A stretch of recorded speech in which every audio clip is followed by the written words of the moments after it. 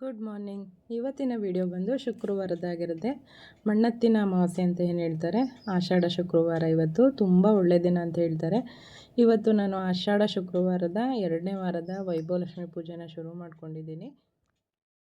ಆಷಾಢ ಶುಕ್ರವಾರ ಅಂದರೆ ಕೇಳಬೇಕಾ, ಹೆಂಗಸರುಗಳಿಗೆಲ್ಲ ಒಂಥರ ಹಬ್ಬದ ವಾತಾವರಣ ಅನಿಸುತ್ತೆ. ನನಗಂತೂ ಹಾಗೆ ಅನಿಸುತ್ತೆ. ನಿಮಗೆ ಆಲ್ರೆಡಿ ನಾನು ಒಂದು ವಿಡಿಯೋದಲ್ಲಿ ಹೇಳಿದ್ದೀನಿ, ಈ ಥರ ಪೂಜೆಗಳು ಮಾಡೋದಂದರೆ ನಂಗೆ ತುಂಬಾ ಇಷ್ಟ. ಪೂಜೆಗೆ ಇವಾಗ ನಾನು ಎಲ್ಲ ರೆಡಿ ಮಾಡ್ಕೊಳ್ತಾ ಇದ್ದೀನಿ. ಫಸ್ಟು ಇದು ವೈಭವಲಕ್ಷ್ಮಿ ಪೂಜೆಗೆ ಅಂತೇಳಿ ಒಂದು ಮಣೆನ ರೆಡಿ ಮಾಡ್ಕೊಂಡಿದ್ದೀನಿ. ಅದೆಲ್ಲ ಆದಮೇಲೆ ವೈಭವಲಕ್ಷ್ಮಿ ಬುಕ್ಕಲ್ಲೇ ಒಂದು ರಂಗೋವಲ್ಲಿ ಕೊಟ್ಟಿರ್ತಾರೆ, ಆ ರಂಗೋವಲ್ಲಿನ ನಾನು ಹಾಕ್ತಾಯಿದ್ದೀನಿ. ಇದೆಲ್ಲ ಹಾಕ್ಕೊಂಡು ರೆಡಿ ಮಾಡಿ ಇಟ್ಕೊಳ್ಳೋ ಅಷ್ಟರಲ್ಲಿ ತುಂಬಾ ಟೈಮ್ ಹಿಡಿಯುತ್ತೆ. ತುಂಬ ದಿನ ಆದಮೇಲೆ ನನ್ನ ಮಗಳು ನನಗೆ ವಿಡಿಯೋನ ಮಾಡಿಕೊಡ್ತಾ ಇದ್ದಾಳೆ. ಅವಳಿಗೆ ನಾನು ಈ ವಿಡಿಯೋ ಮೂಲಕ ಥ್ಯಾಂಕ್ಸ್ ಹೇಳೋಕ್ಕೆ ಇಷ್ಟಪಡ್ತೀನಿ. ಕೆಲವೊಂದು ಸತಿ ನನಗೆ ವಿಡಿಯೋ ಮಾಡ್ಕೊಳ್ಳೋದಕ್ಕೆ ಆಗಲ್ಲ. ನೀವು ನೋಡ್ತಾ ಇರ್ಬೋದು, ರಂಗೋವಲ್ಲಿ ಈ ಥರ ಬಂದಿದೆ. ಇದೇ ಥರನೇ ಇರೋದು ಬುಕ್ಕಲ್ಲಿ, ನಾನು ಆ ಥರನೇ ಹಾಕ್ಕೊಂಡಿದ್ದೀನಿ. ನಿಮಗೆ ಹೋದ ವಾರನೇ ನಾನು ವಿಡಿಯೋನಲ್ಲಿ ಹೇಳಿದ್ದೀನಿ, ಈ ಥರ ಪೂಜೆಗೆ ಮಾಡ್ಕೊಳ್ಳೋದು ರೆಡಿ ಮಾಡ್ಕೊಳ್ತಿದ್ದೀನಿ. ಈ ಥರ ಒಂದು ನಿಂಬೆಹಣ್ಣಲ್ಲಿ 2 ದೀಪನ ಹಚ್ಚಬೇಕು. ಇವತ್ತು 2ನೇ ವಾರ ಆಗಿರೋದ್ರಿಂದ ನಾನು ಒಂದು ನಿಂಬೆಹಣ್ಣುಗಳನ್ನ ಹೆಚ್ಚಿಸ್ಕೊಂಡು ಹೋಗ್ತೀನಿ. ಅಂದರೆ ದೀಪಗಳನ್ನ ಏನು ಹಚ್ತೀವಿ ಅದನ್ನು ಹೆಚ್ಚಿಸ್ಕೊಂಡು ಹೋಗ್ತಾ ಇದ್ದೀನಿ. ಅದಕ್ಕೆ ನಾನು ಮನೆಯಲ್ಲೇ ರೆಡಿ ಮಾಡ್ಕೊಳ್ತಾ ಇದ್ದೀನಿ. ಅಲ್ಲೂ ರೆಡಿ ಮಾಡ್ಬೋದು, ಇಲ್ಲೂ ಕೂಡ ರೆಡಿ ಮಾಡ್ಬೋದು. ಹಾಗೆಯೇ ಇವತ್ತು ದೇವಸ್ಥಾನಗಳಿಗೆಲ್ಲ ಹೋಗಿ ಬರೋಣ ಅಂತ ಹೇಳಿ ಪ್ಲ್ಯಾನ್ ಹಾಕ್ಕೊಂಡಿದ್ದೀವಿ.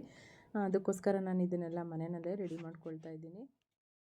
ನೋಡಿ, ಫೈನಲಾಗಿ ಈ ಥರ ರೆಡಿ ಮಾಡ್ಕೊಂಡಿದ್ದೀನಿ. ಒಂದು ತಟ್ಟೆಗೆ ಅಕ್ಕಿನ ಹಾಕಿ ತುಪ್ಪದ ದೀಪ, ಬತ್ತಿ ಎಲ್ಲ ಹಾಕ್ಕೊಂಡು ರೆಡಿ ಮಾಡಿ ಇಟ್ಕೊಂಡಿದ್ದೀನಿ. ಈಗ ಮನೆಯಲ್ಲಿ ದೇವ್ರ ದೀಪ ಹಚ್ಬಿಟ್ಟು ಈಗ ಹೊರಡಬೇಕು. ಹಾಗೆಯೇ ವೈಭವಲಕ್ಷ್ಮಿಗೆ ಇವತ್ತು ಬಳೆಗಳನ್ನ ಇಡೋಣ ಅಂದ್ಬಿಟ್ಟು ಇಡ್ತಾಯಿದ್ದೀನಿ. ಇಲ್ಲಿ ನಮಗೇನು ಸಾಧ್ಯ ಆಗುತ್ತೋ ಅದನ್ನು ಇಡ್ಬೋದು. ನಾನಿವತ್ತು ಬಳೆನ ಹೋದ ವಾರ ಎಲ್ಲ ಓಲೆ ಇಟ್ಟಿದ್ದೆ, ಈ ವಾರ ಬಳೆಗಳಿಟ್ಟು ಪೂಜೆ ಮಾಡೋಣ ಅಂತ ಹೇಳಿ ಅದು ಕೂಡ ಇಡ್ತಾಯಿದ್ದೀನಿ. ಇದು ಪೂರ್ತಿ ಡೀಟೇಲ್ಸು ನಿಮಗೆ ಲಾಸ್ಟ್ ವಾರ ನಿಮಗೆ ಸಿಗುತ್ತೆ, 5ನೇ ವಾರ. ನನಗೆ ಈ ಪೂಜೆ ಮಾಡಬೇಕು ಅಂದರೆ ತುಂಬಾ ಇಷ್ಟ ಆಗುತ್ತೆ. ಆದರೆ ನನಗೇನೋ ಒಂಥರ ನೆಮ್ಮದಿ ಸಿಗುತ್ತೆ.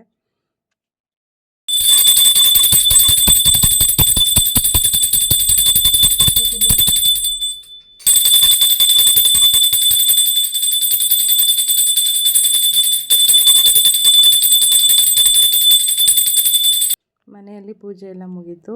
ಈಗ ನಾನು, ನಮ್ಮ ನೈಬರ್ಸು ಹಾಗೆ ಶ್ವೇತಾ ಎಲ್ಲರೂ ಇವಾಗ ನಾವು ದೇವಸ್ಥಾನಕ್ಕೆ ಹೋಗೋಣ ಅಂತ ಹೊರಡ್ತಾ ಇದ್ದೀವಿ. ಇಲ್ಲೇ ನಮ್ಮ ಮನೆ ಹತ್ರ ಇರೋ ಚೌಡೇಶ್ವರಿ ದೇವಸ್ಥಾನಕ್ಕೆ.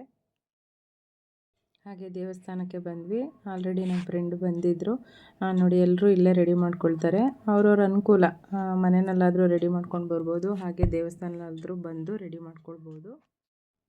ಪೂಜೆಗೆಲ್ಲ ರೆಡಿಯಾಗಿತ್ತು. ದೀಪ ಹಚ್ಚೋಣ ಅಂತ ಬಂದಿದ್ದೀವಿ.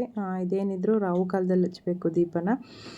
ದೇವರು ಅಷ್ಟೇ, ಅಲಂಕಾರ ತುಂಬ ಅಂದರೆ ತುಂಬಾ ಚೆನ್ನಾಗಿ ಮಾಡಿದರು. ಆರತಿಗಳೆಲ್ಲ ಎಲ್ಲರೂ ಮಾಡಿದ್ವಿ. ಕೆಲವರು ನಿಂಬೆಹಣ್ಣಿಂದ ಮಾಡ್ತಾರೆ, ಕೆಲವರು ಬೆಲ್ಲದ ದೀಪನ ಹಚ್ತಾರೆ. ಅವ್ರವ್ರು ಅಂದ್ಕೊಂಡಿದ್ದು ರೀತಿಯಲ್ಲಿ ಮಾಡ್ತಾರೆ. ಆದಷ್ಟು ರಾಹು ಕಾಲದಲ್ಲಿ ದೀಪ ಹಚ್ಚೋದ್ರಿಂದ ತುಂಬ ಒಳ್ಳೆಯದು ಅಂತ ಹೇಳ್ತಾರೆ. ಅದಕ್ಕೋಸ್ಕರ ಇವತ್ತು ರಾಹು ಕಾಲದಲ್ಲಿ ಬಂದು ಇಲ್ಲಿ ದೀಪನ ಹಚ್ಚಿದ್ವಿ. ಹಾಗೆಯೇ ಅಲಂಕಾರ ಅಂತೂ ತುಂಬಾ ಚೆನ್ನಾಗಿತ್ತು. ನಿಂಬೆಹಣ್ಣಿನ ಹಾರ ಕೂಡ ಹಾಕಿದರು. ಪೂಜೆಗೆ ಎಲ್ಲ ರೆಡಿಯಾಗಿತ್ತು. ಆರತಿ ಕೂಡ ಎಲ್ಲ ಮಾಡಿದ್ವಿ. ಹಾಗೆ ಐನೋರು ಕೂಡ ಆರತಿಗಳನ್ನ ಬೆಳೆದುಕೊಟ್ರು. ನಾವು ಕೂಡ ದೇವ್ರಿಗೆ ಆರತಿ ಎಲ್ಲ ಬೆಳಗ್ಬಿಟ್ಟು ಅಲ್ಲಿಂದ ನಾವಿವಾಗ ಹೊರಡ್ತಾ ಇದ್ದೀವಿ. ನಾವಿವಾಗ ಹೆಬ್ಬೂರ ಹತ್ರ ಇರೋ ಕಾಮಾಕ್ಷಿ ದೇವಸ್ಥಾನಕ್ಕೆ ಬಂದಿದ್ದೀವಿ. ಇಲ್ಲಿ ಆಲ್ಮೋಸ್ಟು ಬ್ರಾಹ್ಮಣರು ಮತ್ತು ಅಯ್ಯಂಗಾರು ಜಾಸ್ತಿ ಇಲ್ಲಿರ್ತಾರೆ. ಹಾಗೆಯೇ ಅಷ್ಟೋತ್ತರಗಳನ್ನ ಹೇಳ್ತಾ ಇರ್ತಾರೆ ಎಲ್ಲ ಹೆಂಗಸರುಗಳು. ನಾವು ಸ್ವಲ್ಪ ಮೊಬೈಲಲ್ಲಿ ನೋಡಿಕೊಂಡು ಹಾಗೆಯೇ ಹೇಳಿದ್ವಿ. ಇಲ್ಲೂ ಒಂಥರ ಚೆನ್ನಾಗಿದೆ. ಇಲ್ಲಿ ಆಲ್ರೆಡಿ ನಾವು ಒಂದು 3-4 ವರ್ಷದಿಂದ ಬರ್ತಾಯಿದ್ದೀವಿ ಇಲ್ಲಿಗೆ. ನಾನು, ಆಮೇಲೆ aunty Sujatha aunty, Lakshmamma aunty, ಹಾಗೆ ಮಂಜು, ಇಷ್ಟು 4 ಜನ ಬಂದ್ವಿ. ವರ್ಷವೂ ಬರ್ತೀವಿ ಇಲ್ಲಿಗೆ. ಅಂದರೆ ಈಗ ಒಂದು 5-6 ವರ್ಷದಿಂದ. ಪೂಜೆ ಎಲ್ಲ ತುಂಬಾ ಚೆನ್ನಾಗಾಯಿತು ಇಲ್ಲೂ.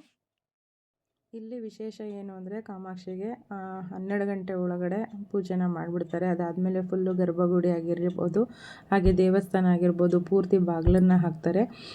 ಮತ್ತು ಯಾರಿಗೂ ಅಲೋ ಮಾಡೋದಿಲ್ಲ, ಅಷ್ಟರೊಳಗೆ ಬಂದರೆ ಮಾತ್ರ ಅಂತ ಹೇಳಿ.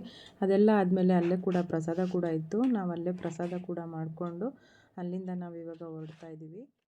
ನಾವು ಅಷ್ಟೇ ದೀಪ ಹಚ್ಚಬೇಕು ಅಂತ ಊಟ ಏನೂ ಮಾಡಿರಲಿಲ್ಲ, ಹಾಗೆಯೇ ಬಂದಿದ್ವಿ.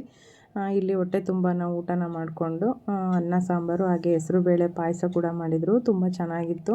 ದೇವಸ್ಥಾನ ಪ್ರಸಾದ ಅಂದರೆ ನೋಡಿರ್ತೀರಲ್ಲ, ಅದು ಹೇಗೆ ಇದ್ರೂ ತುಂಬಾ ಚೆನ್ನಾಗಿರುತ್ತೆ. ಟೇಸ್ಟು ಅಷ್ಟೇ ತುಂಬಾ ಚೆನ್ನಾಗಿತ್ತು. ನಾವು ಅಲ್ಲಿಂದ ಹೊರಟಿದ್ದು ಹೊನ್ನೂರ್ಕೆ ಹ್ಯಾಂಡ್ ಪೋಸ್ಟ್ ಅಂತ ಹೇಳಿ. ದುರ್ಗಾ ಪರಮೇಶ್ವರಿ ಅಂತ ಹೇಳಿ ದೇವಸ್ಥಾನ. ಆಲ್ರೆಡಿ ನಾವು ಒಂದು ಸಲ ಬಂದಿದ್ವಿ ಇಲ್ಲಿಗೆ, ಬಟ್ ನಮಗೆ ಸಿಕ್ಕಲಿಲ್ಲ. ಚಂಡಿಕಾ ಹೋಮ ಎಲ್ಲ ಮಾಡಿ ಒಂದು ವಾರ ಕೂಡ ದೇವಸ್ಥಾನ ತೆಗೆದೇ ಇರಲಿಲ್ಲ. ಅಷ್ಟು ಜೋರಾಗಿ ಹೋಮ ಹವನ ಎಲ್ಲ ಮಾಡಿ ಬಾಗಿಲ ಹಾಕಿದ್ರು. ದರ್ಶನ ಕೂಡ ಆಗಿರಲಿಲ್ಲ ನಮಗವತ್ತು. ನೋಡೋಣ, ಇವತ್ತು ಹೋಗಲೇಬೇಕು, ಇವತ್ತು ಮಣ್ಣತ್ತಿನ ಅಮಾವಾಸ್ಯೆ ಇದೆ ಅಂತ ಹೇಳಿದ್ರು. ತುಂಬ ವಿಶೇಷವಾಗಿದೆ ಇವತ್ತಿನ ದಿನ ಅಂತ ಅಂದ್ಕೊತೀನಿ. ತುಂಬಾ ಜನ ಇದ್ದರು ಇಲ್ಲೂ. ದೇವಸ್ಥಾನದಲ್ಲಿ ಕ್ಯೂನಲ್ಲಿ ಹೋಗೋದು, ದೇವ್ರ ದರ್ಶನ ಮಾಡೋದು ತುಂಬಾ ಚೆನ್ನಾಗಿತ್ತು. ಎಲ್ಲ ಕಡೆನೂ ನುಗ್ಗಾಟ ಇರುತ್ತೆ, ತಳ್ಳಾಟ ಇರುತ್ತೆ. ಆದರೆ ಇಲ್ಲ, ಆ ಥರ ಇರಲಿಲ್ಲ. ಸಿಸ್ಟಮೆಟಿಕ್ ಎಲ್ಲ ಚೆನ್ನಾಗಿದೆ. ಹಾಗೆಯೇ ನಾನು ಏನು ತೋರಿಸ್ದೆ ಅಲ್ಲಿ ಹೆಂಗಸ್ರುಗಳೆಲ್ಲ ನಿಂಬೆಹಣ್ಣಿನ ದೀಪನ ತೊಗೊಂಡು ಬಂದು ಅಲ್ಲಿ ರಂಗವಲ್ಲಿನೆಲ್ಲ ಹಾಕಿ ಅಲ್ಲಿ ದೇವ್ರನ್ನ ದರ್ಶನ ಮಾಡ್ತಾಯಿದ್ದಾರೆ ನೋಡಿ. ಈಗ ದೇವ್ರ ದರ್ಶನ ಆಗ್ತಾಯಿದೆ. ತುಂಬಾ ಇಷ್ಟ ಆಯಿತು ದೇವಸ್ಥಾನ. ಯಾವ ಥರ ದರ್ಶನ ಆಯಿತು ಅಂದರೆ, ಈ ಥರ ದರ್ಶನ ಆಗುತ್ತೆ ಅಂತ ಅಂದ್ಕೊಂಡೇ ಇರಲಿಲ್ಲ.